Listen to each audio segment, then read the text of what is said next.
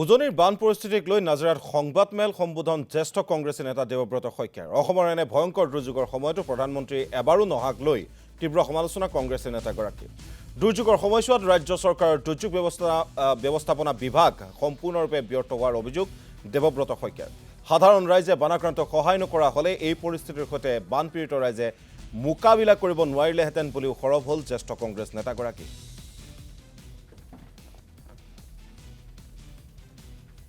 আমাৰ ইমান স্যাটেলাইট ইমেজেৰি আমাৰ দুৰ্যোগ ব্যৱস্থাপনাৰ এটা ডিস্ট্ৰিক্ট ডিপাৰ্টমেণ্ট থকাৰ পিছত কেন্দ্ৰীয়ভাৱে আসাম ষ্টেট ডিজাস্টাৰ মেনেজমেণ্ট বিভাগ থকাৰ পিছত আৰু গোটেইবিলাকৰ নেটৱৰ্কিং থকাৰ পিছত কেনেকৈ মুখ্যমন্ত্ৰী ডাঙৰীয়াক প্ৰশাসনে বিপথে পৰিচালিত কৰিলে নে প্ৰশাসনে আমাৰ এই সমস্যাটোৰ প্ৰতি গুৰুত্বই নিদিলে।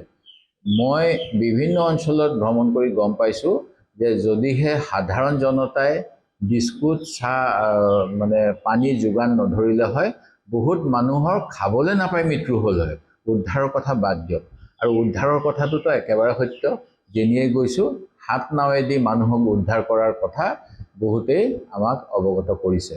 সেই গতিকে যদিও তেওঁলোকৰ এতিয়া কিজানি ষ্টেটিষ্টিক্স দেখাব শিৱসাগৰ মহকুমাত নাজিৰা মহকুমাত 19খন স্পীডবোট আছিলে, 20খন কিবা আছিলে, এইবিলাক কিন্তু প্ৰকৃতপক্ষে ৰাইজৰ অভিজ্ঞতাই নকয়।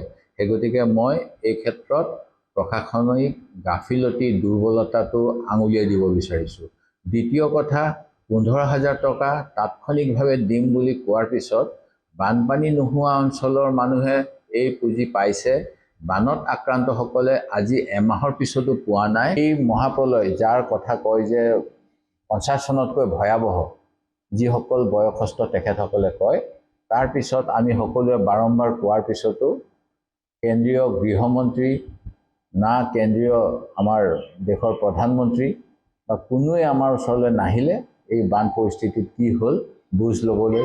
আজি এমাহ হৈ যোৱাৰ পিছতো তেখেতসকলে সকলোৱে ক'বৰ দৰে, আমি ডিমাণ্ড কৰাৰ দৰে এই উত্তৰ পূৰ্বাঞ্চলৰ ভয়াৱহ উজনি অসমৰ বানৰ বাবে স্পেচিয়েল কোনো পেকেজ ঘোষণা নকৰিলে।